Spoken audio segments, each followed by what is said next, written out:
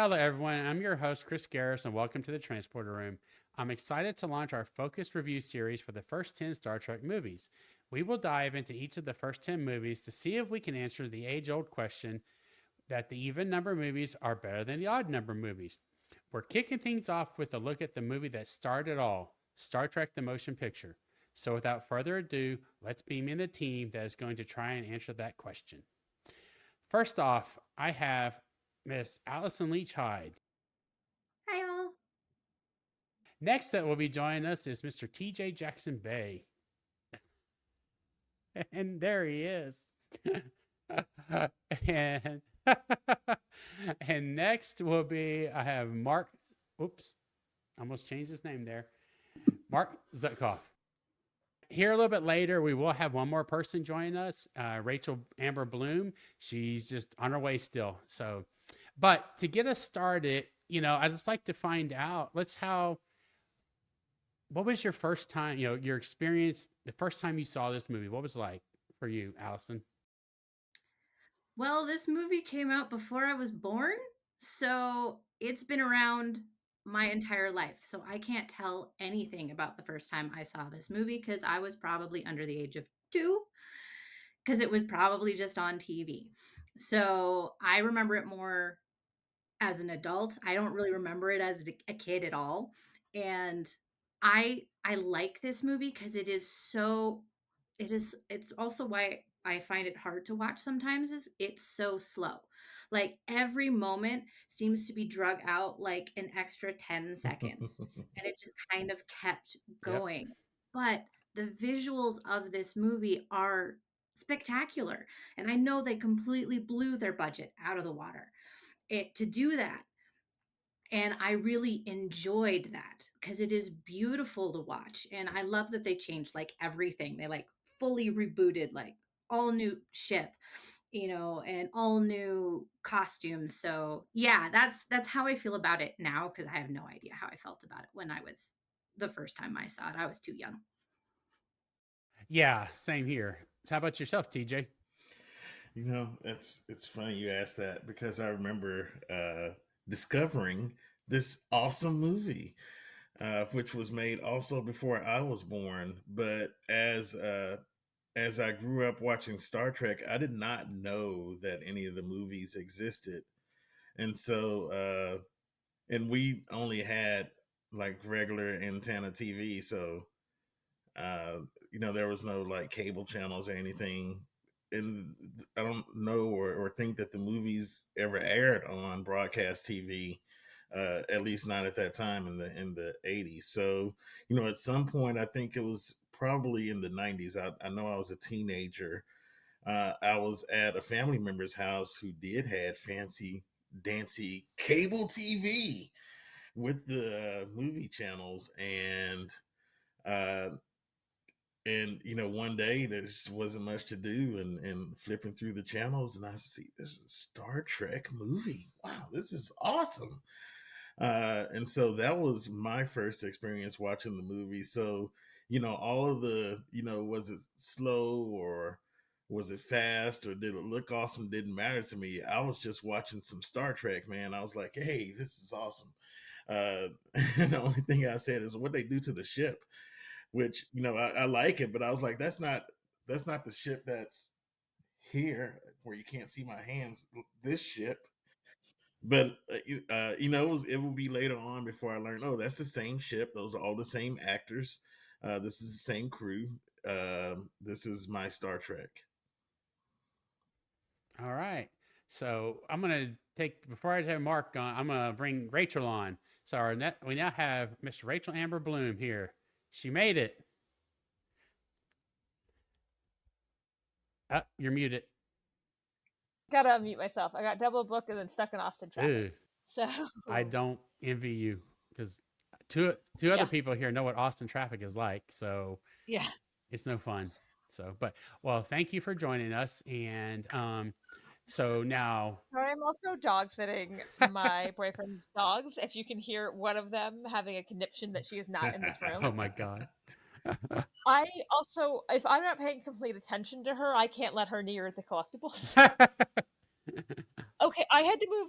She thinks all stuffed animals are for her. Is the big thing. Gotcha. All right. So, Mark, what about your first time, seeing this? Do you remember it or all that?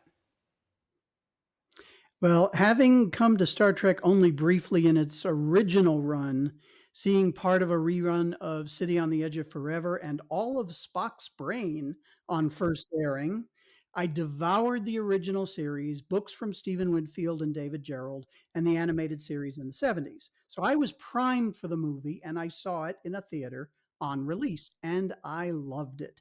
I was a bit confused by the scene at the end where V'ger disappears and the Enterprise appears hovering over Earth.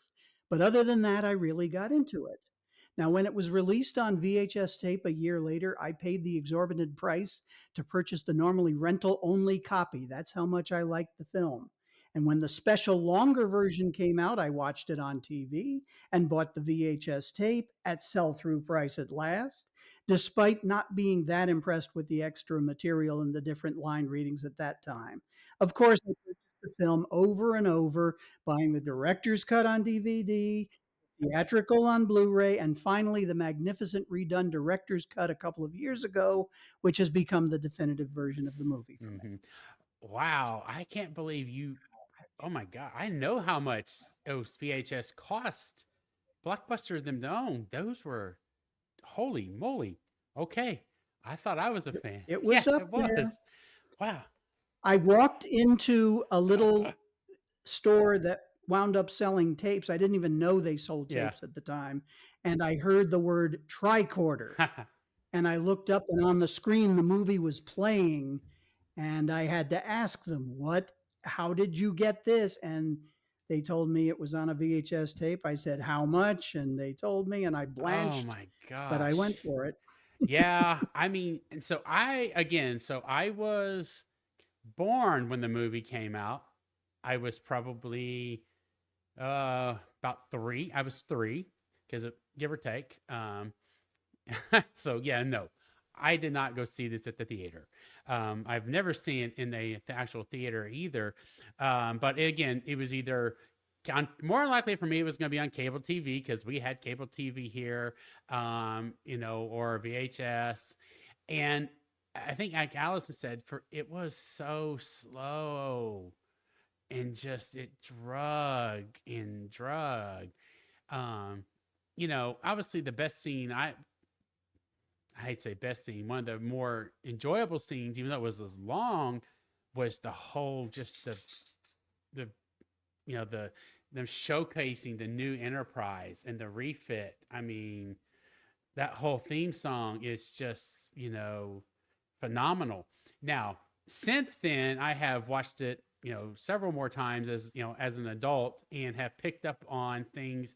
Honestly, even within just the last few months since watching it with another channel, and even with our channel groups of the Seventh Rule and others, I have even picked up on things that I was like, oh yes, Kirk absolutely would have done that. There's no questions asked. That's his MO. But anyway, so yeah, so my first scene probably on TV, HBO, one of those channels, never a theater yet. So, but it has grown on me over time. So, Rachel, how about yourself? I also have never seen this in a theater. I like got in to Star Trek mainly through like TNG reruns on Spike TV. So and then my dad had a bunch of Star Trek on DVD, but he had a bunch of random episodes of the original series and he had the TNG movies. So I didn't see this till like I might have been in college when all of a sudden, oh cool, they're available on streaming, and I went out and purposely put it on. And then I unfortunately like knew some of the opinions on the movie. Some I agree with. Some I was like, no, it looks really cool. And some were like, it's slower. And I was like, okay, I do get what we're saying. And um it's interesting. I feel like it's a movie that I need to go into the movie being like, I'm watching Star Trek the motion picture right now. I have to be like, that's what we're gonna watch. But it is a movie that definitely grows on me. Even like honestly, the effects hold up way better than a lot of other things I watched from that time period. honestly, like unless I'm like a big Buffy fan, they hold up better than the effects from the '90s. Like, No, I have to agree. um, yeah, like the effects, like even if some of them look like '70s effects, they still look cool. As opposed to like, because I've mentioned Buffy, a floating pencil, and you're like, wow, that looks like a video game. Um, and it is really interesting as I've like now watched more of the original series than when I originally came in through TNG, being like, oh, the things that maybe I was unclear about. I was like, oh, this is completely in the characters now that I understand these characters more than I did the first time I watched it. Um, but yeah, I'm always impressed by how like the effects hold up, or how some of the like the intensity of like the transporter like deaths, and I was just like, that's actually just as creepy. That doesn't need like any change to it. Like, I'm just as creeped out now that I think I would have been in the '70s. Um but yeah, although when I do show it to people, I maybe do warn them. I was like, hey, this movie's like pacing is slower than you're gonna think it is. Just be prepared for that. Agree. Yeah, and that's where it comes. It definitely was slow, but I agree with you on the effects stuff. But so honestly, so now Allison, what would be your, you know, your review of it overall? Just your review of the movie and what you think about it. I really like the movie, even though it is slow paced and you got to be awake. Don't watch the movie when you're tired, because the music is beautiful and it is going to put you to sleep. I mean, it's a cinematic orchestral score. It I will watched put half you of to it sleep. last night and had to pause it because I was like, I'm tired. Like, Yes, exactly. So you can tell how much thought they put into the music, the sets, the costume. I know that script was being rewritten every day. So, but they built such a beautiful world. And what I really love about this is that we had so many background characters. So we got to see different aliens, which that's new for Star Trek, really, like in this amount. Because of course, we have like Tower of Babel and whatnot, where we have other aliens, but they're not part of our crew. They're like guest stars. But in this movie, they get to be part of our crew, and we see more of them. So I love that we get that. I love that we have this, huge rec area where they all get to go hang out, and we use it multiple times. Like, this is a ship, this is a long haul ship that they are going to be on for a long time, and they built it for that purpose. I really, really enjoyed the new costumes. It really made me feel like this is a military navy ship, because they use almost all the exact same colors, blue, khaki, white. And so I thought that was fun, and the little red epaulets on everyone's shoulders. And that everyone got like a different version of a uniform, which is also quite Navy-esque. There's many different ways to wear your uniform and styles for it. I thought that Sulu should have been in his little like kimono wrappy swing one more. I loved that one. And I love that they brought back, we got Rand, we got Chapel to come back, and Majel didn't have to blonde her hair. She could have her regular color, and she got to be a doctor. And Bones got to be a little snippy about that. Like, I need a good nurse. I don't need another doctor who's going to question every decision I make. I'm like, Chapel already questioned every decision you made anyway. We'll be fine. So, I and everyone did such a lovely job acting. I'm sorry, I forget that actress's name. Like, this is like one of her first like big movie. She did a lovely job. I'm sure this was intimidating, because this has so much history behind it, and they were bringing it back. And so I'm sure that was intimidating. And also, she had to shave her head. That's also intimidating, especially for women who, our long flowy hair is a sign of our femininity and our identity. So kudos to her for doing that, and for walking around in that exceptionally short little white shirt dress thing, and not falling over when doing the stairs at the end onto that bridge. So there's so much to talk about this movie because one, it is long, but they put so much into it. Every single time I watch it, I see something new. Like this time, I saw for the first time, I never noticed in the credits, like, what do you mean Isaac Asimov was a special science consultant? I've been watching this movie for as long as I can remember, and I've missed that. I'm like, that's so cool. So, yeah. So I think for me, of all of them, this is the one that every time I rewatch, I see something new because they put so much into this movie that you can't that first watch you're paying attention to the plot line, which it's a cool plot line.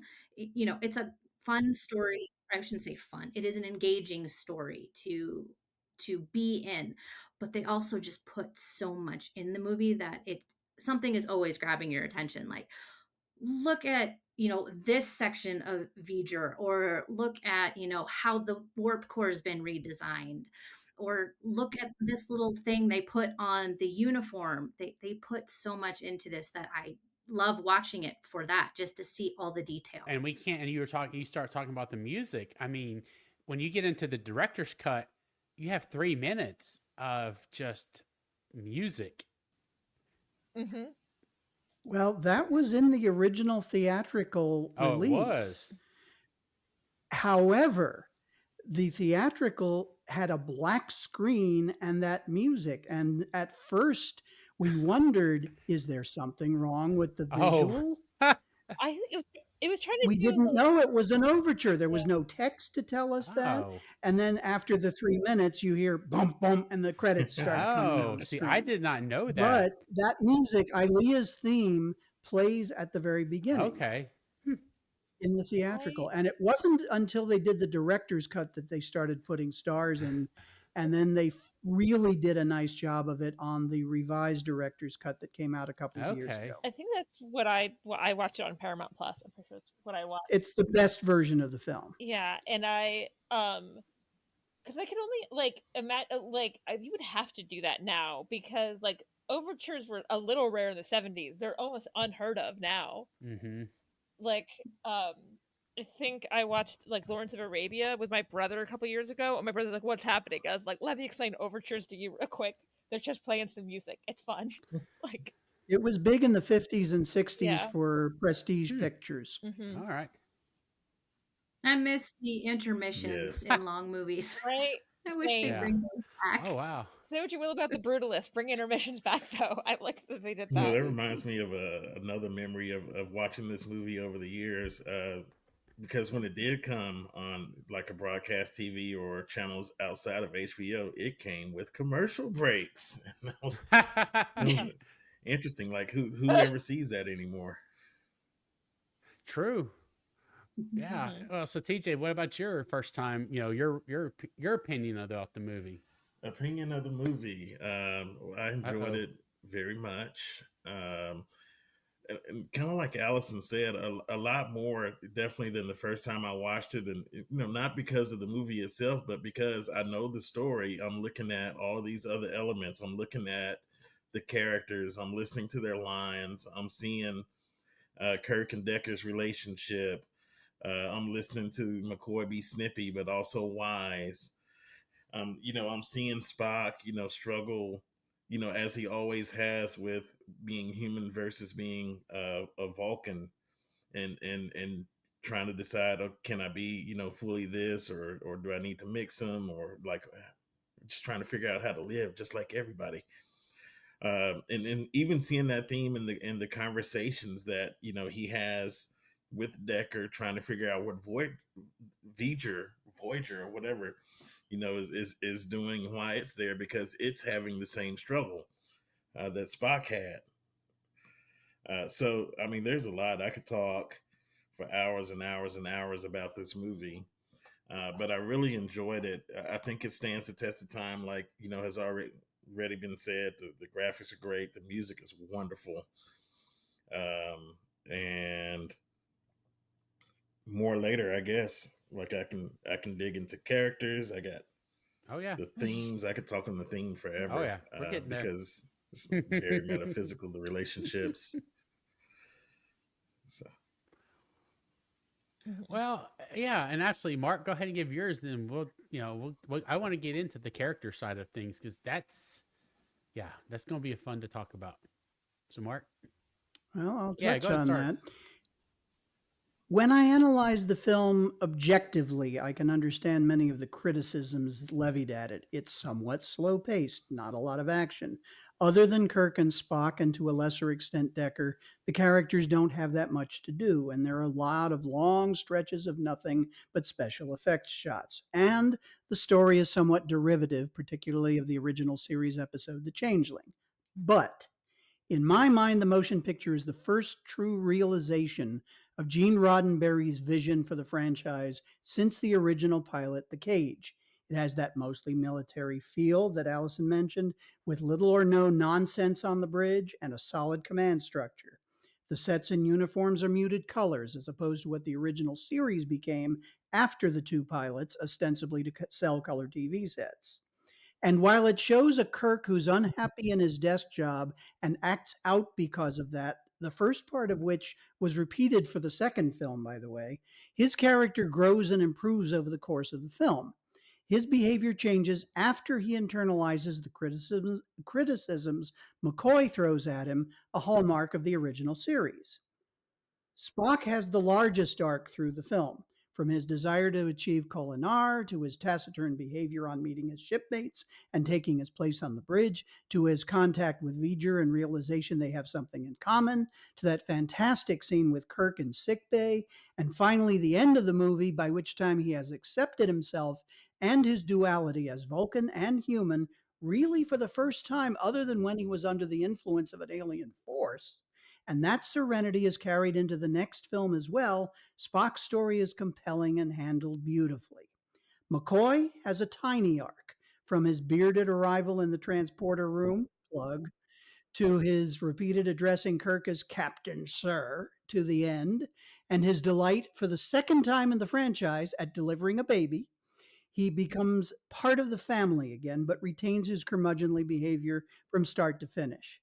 Chekhov gets to scream and get healed. Uhura and Sulu have lines but nothing really to do, and Scotty, after the first third of the movie where he has some nice moments, practically disappears. As for Ilea and V'ger, I find them interesting if not fascinating. Roddenberry obviously had ideas about Deltans that would have found a place in Star Trek Phase 2, which became the motion picture, but they didn't come to fruition until they were remolded into Riker and Troy in The Next Generation, to the extent of reiterating the Starfleet officer's inability to say goodbye to the girl in a single line and encounter at Farpoint and then never to be brought up again. Then there's Decker, originally created as a second officer substitute for Spock when Leonard Nimoy didn't want to do Phase 2, along with Zahn, the full Vulcan science officer who got an ear job and became Commander Branch of Epsilon 9, if you know, you know. Decker was there primarily to provide conflict with Kirk and to join with Ilea V'ger in the literal climax of the film. In between, he mellowed a bit as Kirk did the same. Other than that, once Nimoy was back, Decker was superfluous to requirements. There are a few things I don't care for. The only African American character other than Uhura that we see, working with Scotty in engineering, says, "That's it, sir, I can't do any better." A self deprecating line that should have been rewritten to indicate that the intermix wasn't well balanced and it needed a Vulcan to fix it. The crewman who gets nerve pinched by Spock prior to his spacewalk has a 70s mustache that should have been removed. Shades of Henry Cavill. There are still a few line readings that don't quite work. Shatner's both effective immediately on Spock's return to duty, for instance. And I miss the rhythm of the original pod secure. Thank you, Mr. Scott. Aye, sir. When the shuttle docks, that lost its opening beats when the male computer voice was removed in the director's cut. But I love this film. I've seen it many times and will do so again. It's my second favorite Star Trek movie. You'll have to wait a while to find out what number one is. Ooh. And it returned the franchise from the grave, even though it took the next one to make it truly viable as an ongoing series of Mhm. films. It did. No. And that's, wow, that's a good review. And I like all the character analysis you gave. And Rachel, what would you think as Mhm. well? Um, I do really enjoy the film. I think I it took me a little bit to warm up to it, and it took me seeing more of the original series to warm up to it, which makes sense. It took me because I came through Star Trek in a different way than a lot of other people. Um, Although when you were saying about Riker and Troy, and there, I was noticing that too. And at one point, I had kind of forgotten what Decker's first name was, and someone called him Will, and I was like, his name is Will too. Like, I was like, come on. I was like, is that why they originally called Riker Bill in the pilot, to try and make that slightly different? I One time, one one time, time they called Bill him Bill, Riker. and that was in Naked Now, I yeah, believe. they call him Bill, and I remember going, who? Like, I but no, I do, and I think also being able to rewatch it, I was like, even the actors who aren't being given a lot to do are like putting their all into it. So there was a lot of like, I just found myself paying attention to what like Ohora, Chekhov, and like Scotty and Sulu were doing. Because like in the background, I was like, oh, they understand these characters so well that even, and to be fair, maybe they were used to that because they often didn't have a ton to do on the original series either.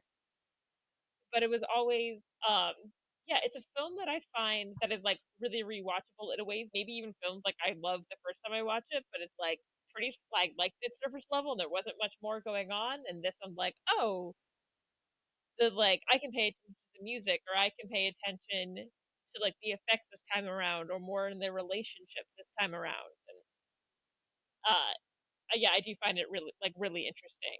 It is, and I was saying how it became like, in my head it was kind of when you were saying about like it was a TV show and it became a movie, kind of comparing it to like, oh, like what happened with Section 31, where it was like um but in this they obviously gave more of a budget, didn't give them a limited runtime for some reason. Um and it is, yeah, it is really interesting to see how they were able to like rework everything to make it, and it probably does help that this had like pre-existing characters. So I am like, I already care about like Kirk, Spock, and McCoy. So it's like you should care about them. I'm like, great, I already do. Continue. Now I want a character called Spurk. Yeah. Yeah. I will. Like someone heard that. Yeah. Look, sometimes I'm on the more fandomy side of Star Trek stuff, and then I hear those terms. Well, and I have to say, and someone made a comment, maybe just about watching TOS. That's what you said. I think it has actually Mhm. gotten better for me. This movie for me to watch since I have been watching TOS. I am now have Mhm. completely finished season one. We have started season two, and so I've actually learned and been able to watch the a better interaction between Kirk, Spock, and McCoy, and Mhm. if and not going in, and honestly, now that I'm thinking about it after watching this movie and not having watched TOS, a lot of that interaction is completely lost because you don't understand that. But now, Yeah. after again watching TOS, I'm like, McCoy has absolutely zero, and I mean zero issue with telling Kirk how it is. Yeah. I mean, he will not. I mean, let's just be honest. There are days he's actually probably insubordinate and could have gotten, Yeah. court-martialed or written up. But again, he's the old curmudgeon doctor. He's that old country doctor, and he plays it very well. Um, but so I will say for me that did help has helped make this movie even better, and just other things that I've experienced as well, and the characters. There's times I really would love to ask Walter what he felt about it and what his scene when he gets his hands burned. But we'll go into that in here a little bit more. But, I know TJ, you were talking about, I want to know what your, you know, characters and their performances, what your thought Oh are man, about them. for me, this was absolutely a Will Decker show. I really enjoyed his interactions with Kirk. Um, it's something that I just could have kept watching as their relationship, kind of grew and formed. In both of them, it was give and take. But for me, the better side of that coin, as far as as growth and presentation, was Decker. I mean, Stephen Collins did an excellent job portraying this character, toe to toe with William Shatner, I think. And their relationship too, I thought was interesting in that, Kirk recommended him for that command and then snatches it back.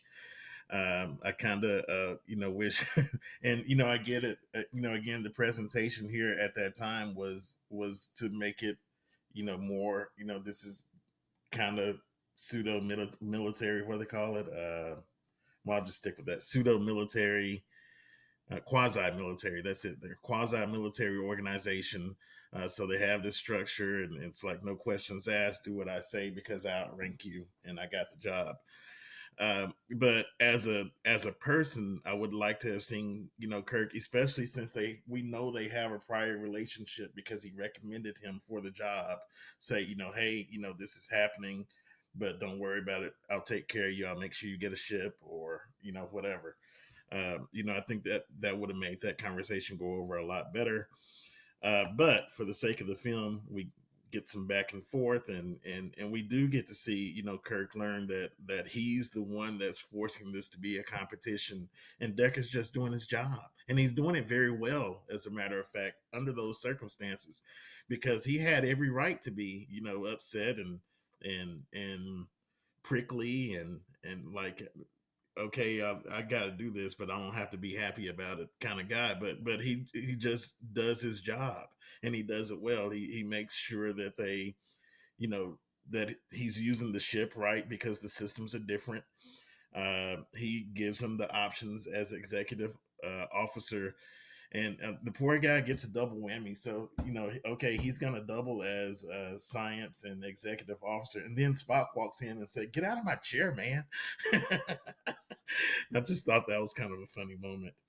Um, but on the Kirk side of that equation, I thought it was very poignant when McCoy pointed out that you're the one that's reacting to him. He's not reacting to you. You're creating, the friction that exists here. Outside of the extra shit, friction of him taking command, all the other friction after that, that's all on you, Kirk. Is what McCoy told him, and that takes me to my second favorite character in this movie, who is Dr. McCoy. And because he brought up, a point that I thought was another big thinking point when he asked the question, why is any object we don't understand always called a thing? Because I mean, that's what we do when we don't understand or recognize or know something, is we automatically other it. And that includes people too. If we got our group here and somebody else walks over here, we'll be like, who's that thing over there? Who is that person? Why are they here? um, and so that really gave me something to think about, because when something's other, the automatic reaction is, okay, you're coming too close. Like the thing is coming to Earth. You need to stop. We don't know what you're about. And it's just looking for mommy, but they didn't they didn't know that, so it's a thing that had to be stopped. Um, a couple of other McCoy lines was, "I know engineers, they love to change things," and then comes back to the bridge after visiting sickbay, which we never got to see, by the way. Um, and Kirk asked him, how was it? He's like, it's like working in a damn computer center. So, I like that McCoy. He's old school. Yes, he gets away with the things that with Kirk that he probably wouldn't get away with another captain. But like has been said, that's evidence or a product of their prior relationship and the fact that McCoy is usually right. I also appreciated Spock's journey. Mark talked about that, his growth from the beginning of the movie to the end, him, struggling with being Vulcan versus being humans. But one point that I will mention, and this is for everybody that's listening now, I love the robes that Spock was wearing when he came onto the Enterprise bridge. And so, if you are a gift buying type of person, my birthday is in May, and I would absolutely accept a set of those robes. And it was interesting that in Spock's struggle, as we get towards the climax of the movie, uh, when he turns around in his chair and he's crying, and I think it had a lot more to do with the with it was more than what the exposition on the screen was. I think he's crying in that scene because that's when he realized who he has to be and what V'ger is trying to be. Not so much that he's crying because we're about to blow it up. And it was super intelligent and he wanted to explore that. I think that's when he had that moment that Mark described where he knows who he is, that he can be both and it's okay. And I think his lines after that are evidence of that. In his interactions with Decker as they are trying to figure out, what they need to do and how they can get it to transmit to the creator and all of that. He says one of his lines is, "It knows only that it needs, but like so many of us, it does not know what." So that he's realizing what he needed, and he sees that Vidra hasn't taken that step. He also says that logic and knowledge are not enough. And the Spot that we knew before that probably would never have said that line because he was always in pursuit of logic and thought that that was the answer. And so, yeah, those are my takes on the characters in this movie that moved me the most.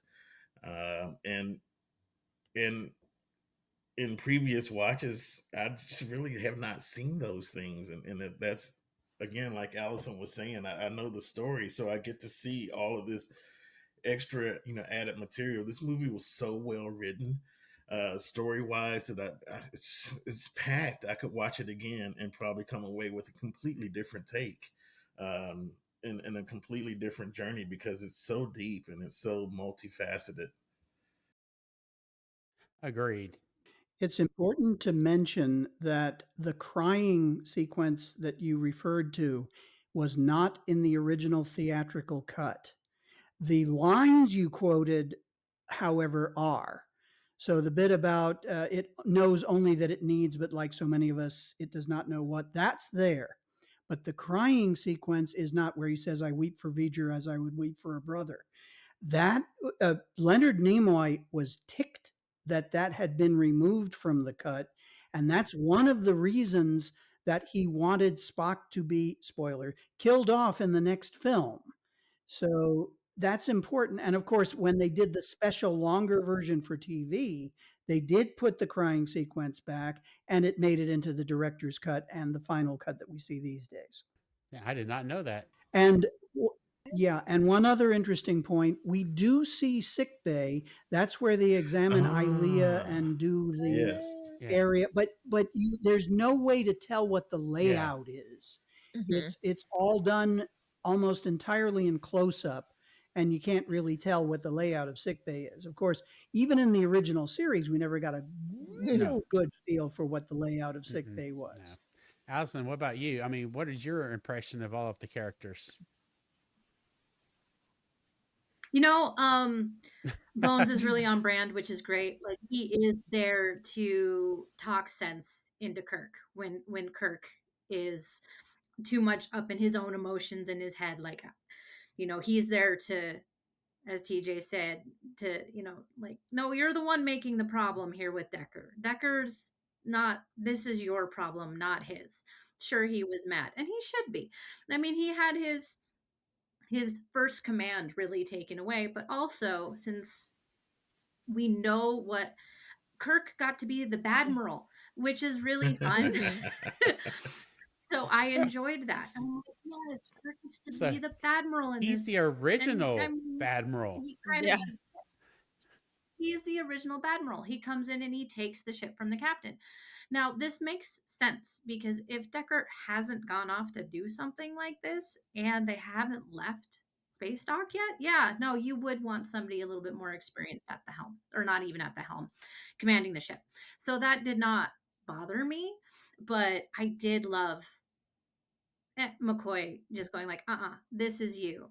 And I really loved when McCoy and Kirk greeted each other in the transporter bay, because Kirk is like, no, thank you. I know I made you be here, but I need you. I need you. Like he knew that he needed somebody to be there for him like that. And I really appreciated that because that again shows growth from the beginning of TOS to where we are now. Like Kirk is, as all humans do, we all do grow. So I thought that scene was a really great sign for where he's at in his age and life experiences. So I've always loved those two. They're part, they're a great relationship to watch because it's wonderful to watch men have friends on screen because we don't usually there's somebody you're always kind of combating with on screen, but these two are friends. Yes, do they bicker like an old married couple sometimes? Sure, but there's always love there. So love that. Um, I really enjoyed when V'ger took Illyria or Ilea, sorry, and in the med bay and she just bursts through the door, like just tears it apart. I really enjoyed that because the three guys are just like, whoa. And she's cool, calm, and collected too because she is a mechanical being. And I'm like, that's amazing because I love how they shot it, how that whole little scene went together. It was one of my favorites because it is surprising. I mean, having this beautiful woman in this amazing costume with this little glowy hot pink thing just burst through the center of a door is fabulous. And I loved all of the beauty shots. Like the Enterprise is truly a character, and V'ger are truly characters in this movie. And Roddenberry always talked about how the Enterprise was the main character, and I felt that in this movie because we had so many beauty shots and we flew around her so much, so many times. So I liked that too, that we got a really good experience of this main character that we've, had in our minds for, you know, 15 years at this point. And also that hero model they made for this movie is just gorgeous. So and I loved that Rand got to have like a truly dramatic scene, even though she's only there really for that. It was like her own like main acting bit. But I do love that they brought her out and she did have something horrific to go through that didn't happen to her. Wasn't, she was there when it happened, but I thought she did a lovely job. And so having her there too was, I mean, I will be happy to see Randon every time she pops up in Star Trek. It always made me happy.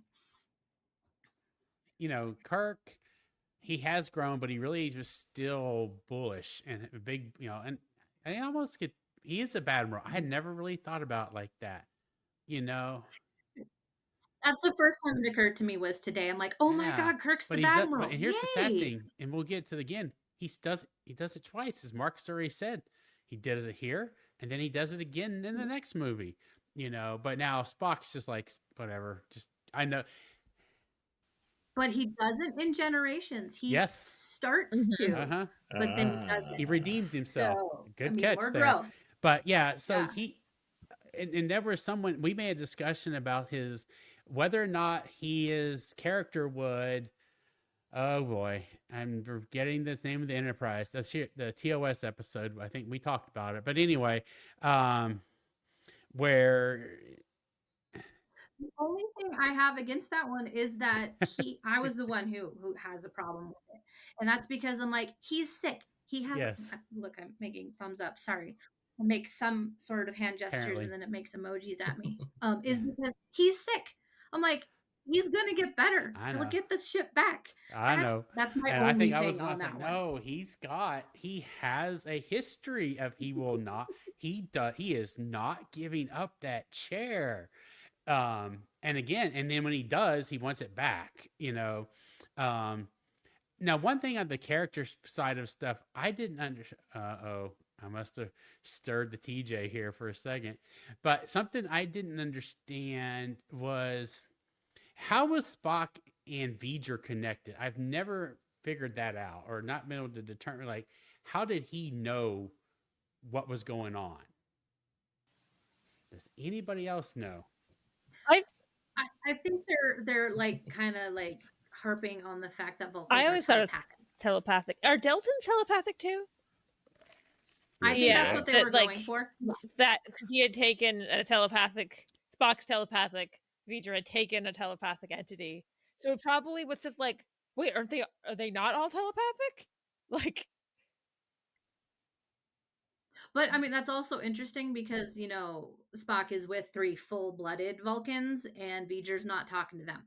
So V'ger's talking to the half Vulcan. So I thought that was I interesting. mean, So it I always needed thought that was like maybe maybe have a receptor that's a little bit more yeah. emotional. I don't I know. always thought that was like maybe somewhere V'ger knows deep down that it's like, oh, humans are part of this. V'ger knows that it needs to go to Earth. Maybe it like deep down knows like humans are from Earth. He's half human. Like, And he can hear me. that's I what I think. don't think so because first of all, late in the film, V'ger or Ilea V'ger says, "You infest Enterprise," and and at one point she says, "Carbon-based units are not true life forms." All of that dialogue. Sorry, "You infest Enterprise" was in the original. "Carbon-based units are not true life forms" is not in the theatrical. That got added later or back into the film. But I think the difference is that the other Vulcans on Vulcan were deep into Kolinar, meaning they have a strict logic diet, nothing else, maybe some food, I don't know, but People- but they're not open to that kind of contact with other life forms. Now, what I do like though about that scene on Vulcan is they're not angry at Spock for failing to achieve Kolinar. They may be disappointed, but I get the feeling that it's more he needs to look elsewhere for his answers and he should have the freedom to do that. So I don't blame them for what they do there. But Spock, of No, course, I is think in some ways devastated. they're Mhm. kind of Yeah. proud of him because he's the one who stopped it. Because I mean, Yeah. he did. He's like, wait, Yeah, they would and have then let he him go listened. through with it. Mhm. Yeah, they're like, nope, you're done. You need to go do something else. You literally stopped it. So okay. Mm-hmm. So yeah. No, it's interesting. I always forget that that it wasn't until this movie that we see him Yeah. almost achieve Mhm. Kolinar. I'm like, oh yeah, that's not in TOS. That is in That's the movie. correct. It never gets mentioned in the original series. I think. However, we've certainly seen plenty of cases where logic and emotion fight each other in Spock in the Mhm. original series. Yes. TJ, what? I think you were about to say something. There's, I mean, so much. I thought it was TJ? neat that. Can you hear me? I think something's happening. We can hear you. So I will Yes. pause for a Yeah, second. we can hear you. Okay. We can. Okay. I could hear everything you're saying, but like your Yeah, video's a little We can off. hear you. Just your But video was off. audio's fine. Yeah, he's Oh, lagging. well, That. if you can Okay. hear me, I'll say the thing. Okay. Yeah, we can hear I you. thought We it can was neat definitely that hear this you. scene took place in the Vulcan Forge, which, of course, we don't learn about until later in Enterprise. But one of the lines of the Vulcan Master said, "This is where Vulcans come to." Or this is where our ancestors, came long ago to basically forge themselves into the modern day Vulcans. And I thought that was neat. I don't know if that's why the writers called it the Forge, but I think that that's a remarkable consistency in the story of that planet and the people on it.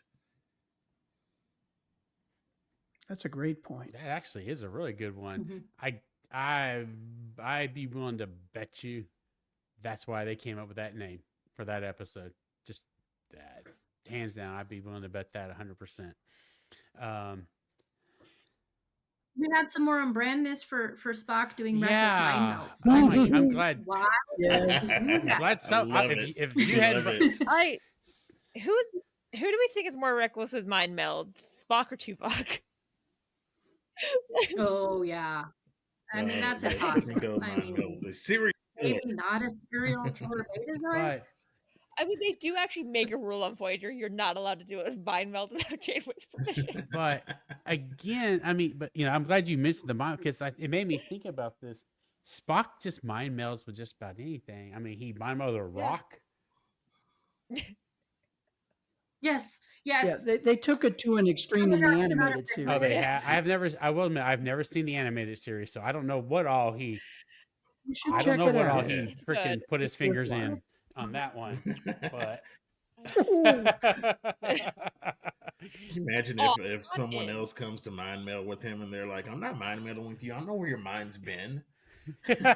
Yeah. You mind meld with Yeah. anybody. Yeah, but again, but he. Oh my god! But but V'ger's a machine.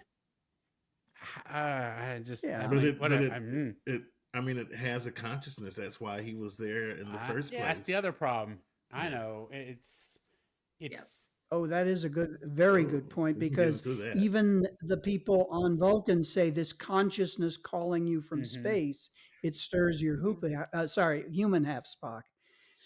It's really fascinating. I'm pretty sure the actors on Vulcan all spoke English, and then they overdubbed this faux Vulcan language because at that time they hadn't worked out. Mark Okrand was not involved at that stage on Klingon, and as far as Vulcan goes, they were just making up stuff as they went. But they made it fit the voices or fit the mouth movements. That's what I'm trying to say. Who here has read the novelization of Star Trek the Motion Picture?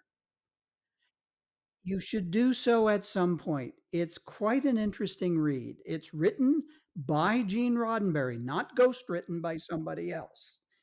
And Roddenberry did some very interesting and very on brand for him things in there.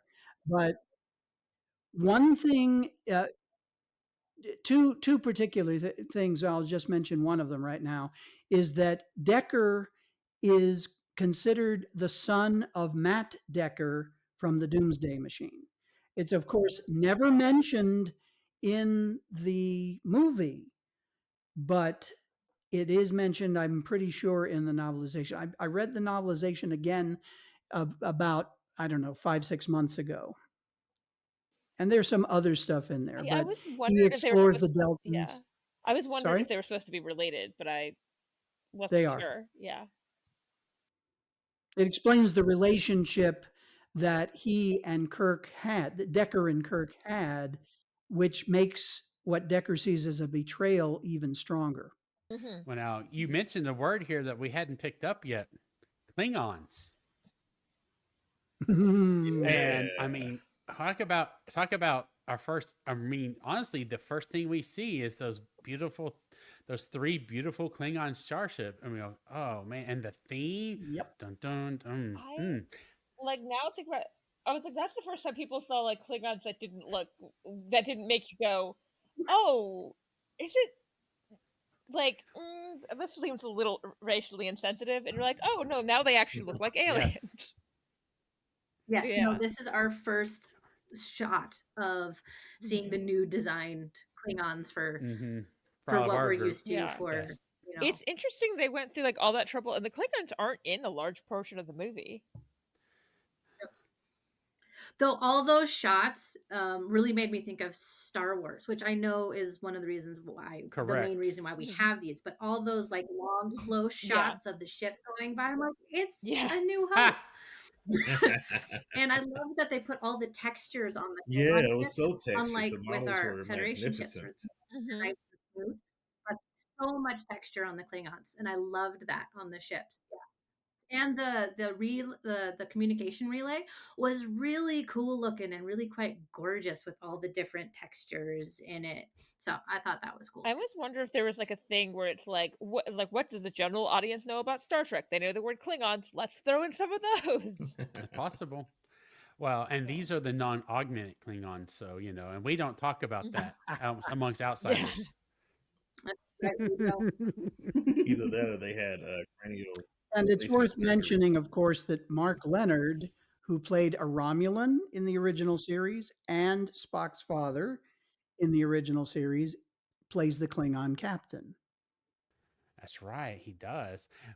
The trifecta Man. I think when I was watching it this or hat time, I was trick, like, why depending. does that man's voice sound familiar? Ah, from other Star Trek.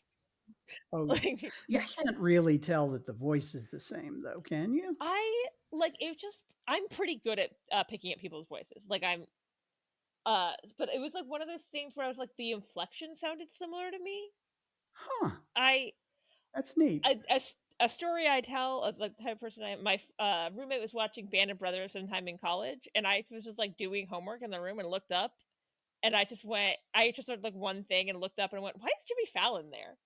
It's like she was like, "That's not." Oh my god, that is Jimmy Fallon. There's a young Jimmy Fallon in Band of Brothers, and I recognized it years later from just seeing him doing the Tonight Show.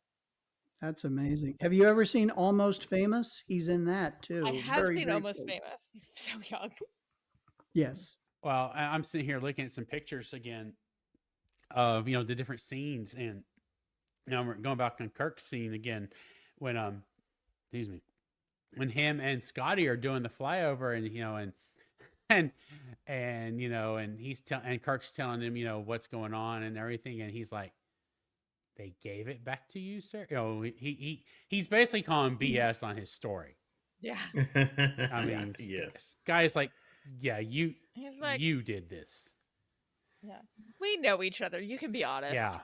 And that kind of now leads me to I've seen about some of the visual effects and everything. We've kind of already touched on it some, but and like you said, Rachel, even for 1970s, those were really good, and they still stand good till today. I mean, I don't know.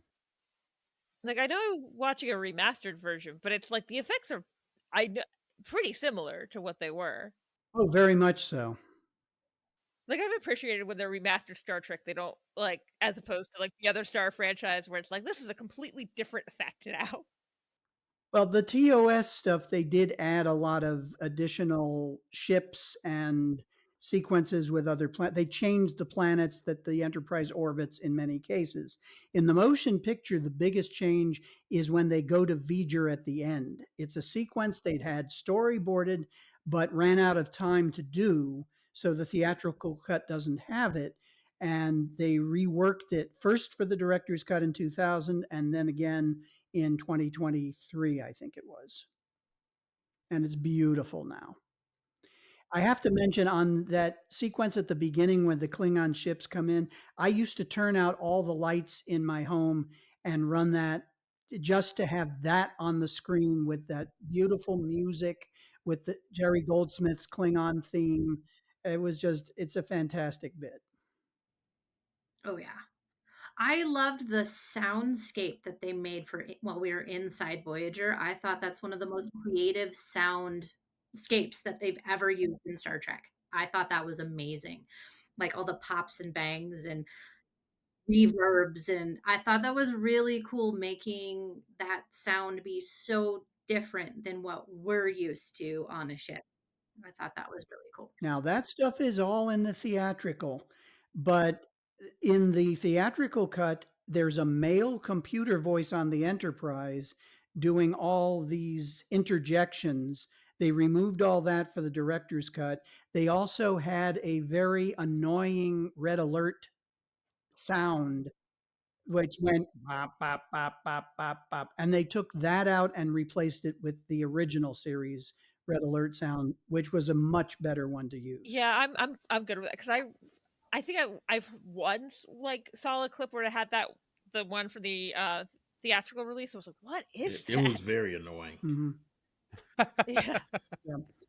Now, anybody can see the theatrical release because it is available on 4K and Blu-ray. Okay. So it's not out of print by Mhm. any means.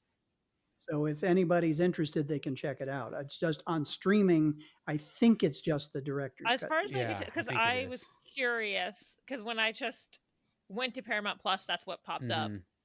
and then worse than the worst, I do have a Blu-ray. I could have come downstairs, but I didn't want to. Well, I'm sitting here looking at Hey, convenience. Yeah, I was using the one in my bedroom. The only Blu-ray player is downstairs in the living room, and I didn't want to get up. That's my which is why I was like, oh, the director's cut's on streaming, Mm-hmm. perfect. Like, I'm sitting here looking at the uniforms. mhm. I Mm. just don't. I have not liked those uniforms.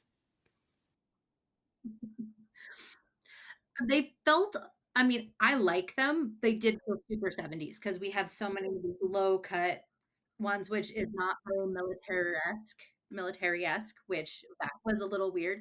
And, short sleeves, fine. Again, they weren't doing anything that was truly like, that required being dressed up. So the short sleeves didn't bother me. But yeah, those deep V's with the collars, I'm just like, yeah, no, that's Yeah. super Well, I think 70s. it's more the onesies and uniforms that bug me the most. Mhm. I just I love the pockets on the side of the thighs Yes, pockets in the because uniform. I'm like, they actually gave them pockets on some of these. I mean, you still needed the away jackets for having enough pockets for all your stuff, but I'm like, oh wait, Decker's uniform has pockets on the side. Nice. They're also in a terrible place for pockets, but they hold a tricorder and whatnot. But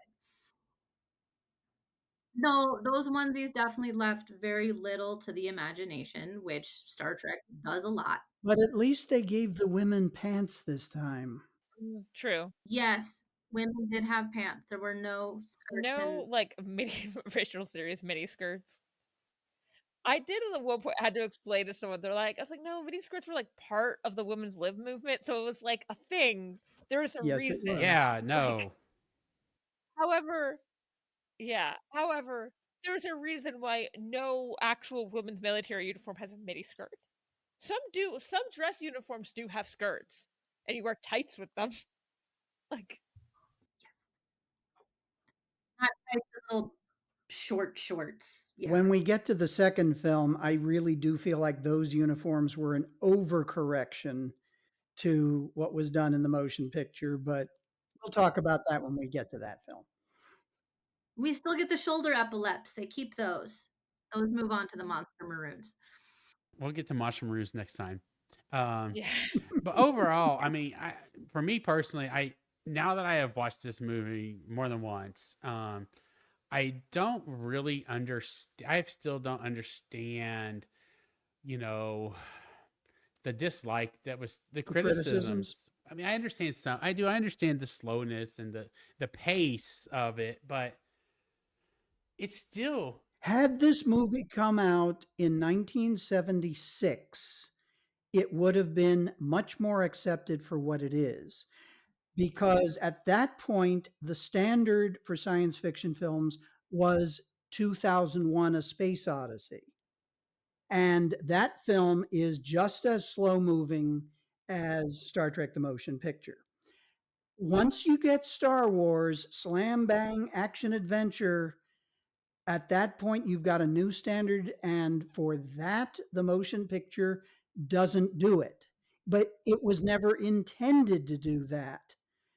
In fact, a lot of people thought that one of the reasons that we went from the proposed TV series phase 2 to the motion picture was because of Star Wars. There are other factors that have been well documented by people like Mark Altman and Edward Gross and uh, Mark Cushman. Both of those have written large treatises on Star Trek history. And in fact, there's a volume called Return to Tomorrow, which is all about the making of the motion picture. Unfortunately, I forget the author's name, but there are other reasons for it. Nevertheless, from the public's point of view, Star Wars was the standard, and Star Trek was, in their view, the motionless picture. I didn't make that up. It's been used many, many times. well, and and that I hadn't even thought about, but you're right. I mean, Star Wars was the standard. It was all well. Paramount was like, we need something. Why don't we have don't we have a space series? And they're like, yes, we have it, and they pulled it back out. And but I bet you're right. If it hadn't been, if they had have come out before Star Wars, it'd been a different issue, probably different answers and mindsets to all this. Well, yeah, and this went from being originally a movie, then to phase 2, and then back to being a movie. over those 10 years. Like, oh, because, they're getting traction again from all the mailing campaigns. And so Roddenberry's like, well, let's do a movie. So we tried to sell a movie, like, no, let's do another TV show. So phase two. And then because Star Wars was so popular and there was a kind of a hunger for sci-fi, Paramount was like, hey, we have this. We could go back to doing it as a movie. So at least that's one of the theories that I've Quite read. so. So, Yeah. It's interesting. I mean, anyway, I'm just happy we Yeah, got Yeah. look more at Star where we Trek are now. because When I watched it, because I heard so much criticism exactly. when I watched it, I was like, it's not that. I was like, it's slow. I was like, it's good though. Like, it's well made. I have watched, like, I don't, sometimes, I don't, because I have watched things that are like truly bad. And I think sometimes when Star Wars fans are like, this is the Star Trek fans are like, this is the worst thing. And I was like, you don't watch actually bad things. Like, Won't mention any names. look, I'll mention this. I do enjoy like made for TV like romance movies, like Hallmark movies. They are this is significantly better than that, and I watch those all the time. Mm-hmm. Well, and I think we've kind of mentioned it already, but I guess my question to everybody is, and I'm pretty sure I know the answer, but still, um, was it worth wait? Was it worth making this movie? And you know, did it have the impact it needed? And I think the answer is yes for me. Mm-hmm. Yeah, I mean the Yeah. it's self evident in that we're sitting here Definitely. talking And the about it. world Yeah. agreed. I mean, Yep. Hmm. And we're about to have the 60th anniversary next year. Yeah, Of Star Trek Yes, as as a a franchise. Star franchise. Trek. And Yes. Yeah, so, no, that would which still be a fact which is without this movie and all other Star Trek. But the fact that we know that and are true. Yeah. celebrating it, I think, speaks to the mhm. success of what this movie did. Mm-hmm. Yeah. Totally. Even if Kirk is bad. Yeah, because if this movie wasn't deemed successful, we wouldn't have gotten Mm-hmm. more of the original series movies. Hmm. We wouldn't have Yeah. gotten Next Generation, which wouldn't have led to everything Yeah. after. So, no, this movie is why Mm-hmm. we're still Yeah. here, Yes, I long think. Yeah, live the the Trek movie actually Empire. did well in theaters. Hmm. Yes. The movie actually did well in theaters.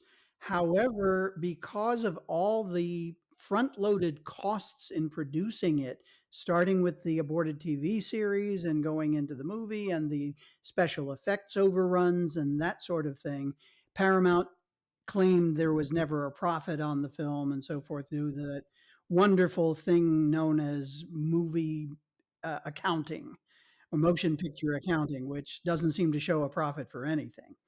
So it took the next film, which had a huge decrease in budget, but an increase in the action to connect with the public in a greater sense and make the franchise viable. However, without this film, you wouldn't have gotten the second one. Well, I guess I'm gonna start with TJ. Just give me your last final thoughts and on this movie, and at the end, give me a score between 1 and 10. I'll give you the score at the beginning, and it has to be a 10 for all the reasons that we just mentioned. It resurrected the franchise and all of the Trek that we have, up to date and going forward is a result of this movie. And so on that basis alone, it's a 10. But in addition to that, the story holds up. I'm so intrigued by it. Like Allison said, I can keep watching it. I can keep getting stuff out of it. I appreciate so much. I mean, there was so much more I could have said about these characters and Decker's journey. Like he talked about, as he's getting ready to connect with V'ger and talking to Spock, that and they're going back and forth, and he's talking about there are other dimensions of existence. All of that stuff is just so up my alley, and I really appreciate, and I think it sums up how I feel about this film. At the end, the caption on the screen that says the human adventure is just beginning. Because I think it sums up, the journey that we take, with V'ger, in that, okay, knowledge, and then Spock says that knowledge isn't enough. I need to live. I need to be curious. I need to explore. I need to be human. And so the human adventure is just beginning, I think, for all of us. And it's always just beginning because the potential of humanity is so great.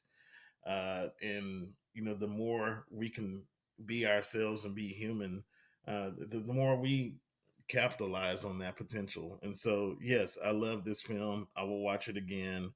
10 out of 10, 15 out of 10. Bring it on. Rachel, same question. I think it's also a 10 for me, and this is a movie that I don't know if it's because I've rewatched it so like several times now, or it's like if I'm getting older, I can like appreciate it more. Maybe as I'm getting older, in my old age, I'm like, they're joking. I can be like, oh, I can appreciate the slower pace of something that maybe focuses more on character than like, especially like movies you get now. And it's also like that it is the thing that kept the franchise going. Like this franchise, even though like I came into it significantly later, like if this movie didn't exist, I wouldn't have like had the thing that brought me into it.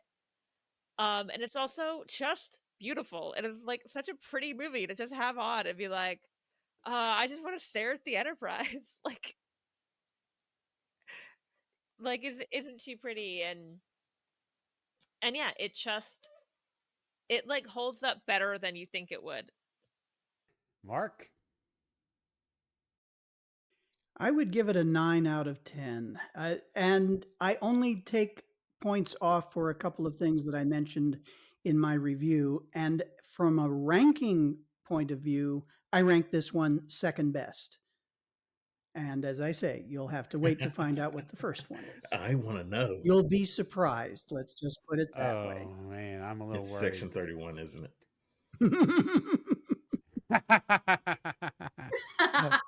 We're not even Yeah, that counting doesn't that count. one. Allison? So, okay. All right. Sorry, I just got derailed about laughing about Section 31. So, how do I feel about this movie? The older I get, the more I love this movie. I don't mind the slow pace. It is so beautiful to watch. It's beautiful to listen to. So, would I give it a 10? No, I'd probably give it a 9, but it is a fabulous movie. And whenever people are like, I haven't watched the motion picture, I'm like, come to my house. I have a projector. I have a giant screen I can put up in my backyard and you can see it big because you got to see this movie big because there's so much going on. And so I'm sad I didn't get to see it in theaters. I've only gotten to see one of the original series movies in theaters because they brought Wrath of Khan into the theaters, for its anniversary. I'm like, this is the one I want to see on the big screen because I think it is such a huge visual movie and sound that it should be on the big screen. So, and I think that's like this movie is like the true Star Trek movie of all of the movies. I think it's the most Star Trek themed and the way our characters are in it. So I think this is like the perfect example of Star Trek. If somebody doesn't have the time to sit down and watch an entire season of any of the series, I think this is a great way to introduce them to this is what Star Trek is. Sometimes it's a little slow, but we have wonderful characters and beautiful stories to tell you. You Yep. should all come And I'll watch. give it a 9 as well. Because I just have some little nitpicks every here and there, but that's really it. And and I also have to say, I made this comment on something else. Another interview I was doing, and we actually have to thank George Lucas for making Star Wars, because more than likely without it, we wouldn't have gotten this movie. I'm not going to say it wouldn't have happened, but very unlikely. So, we have to thank Star Wars and George Lucas for doing that, so that it gave us this movie to allow everything to continue after. And so that's going to be my final thoughts on the movie for today. If there's, anybody else has something else, if you don't have anything else, one last comment, or if we're good, I'm like, I don't know if I want to open that up again, but no. Yeah, no, I think it was a good movie. I'm glad we have it again. If it wasn't for the other Star franchise, we wouldn't have had it. And so I just want to wrap it up with that and thank all of you for making it today. I know this is a, time consuming process, and everybody, but again, I know we all get to watch the movies we like to watch, and we'll be doing this again for the Wrath of Khan. Like, our goal is to get through all of these. I don't know how long it's going to take. I figure once a month, if we're lucky, we'll get to pull this together. That's my hope. And we will just get through this as we can. And I really am looking forward to hearing everybody else's opinions on the rest of the movies. Obviously, 2, cool. 3, I know there could be some iffies here and there. 4, if anybody has anything bad to say about 4, I may kick you out of the chat. 5, I don't even want to go there. And then obviously we go through the rest. I see it. 5, anyway. So yeah, 5, 6, 7, and then we get to the TNG era, and those are fun. And we'll go there. So we got some time, but anyway, I thank all of y'all for coming in today, and I will talk to y'all later. All right, y'all have a good afternoon. Bye.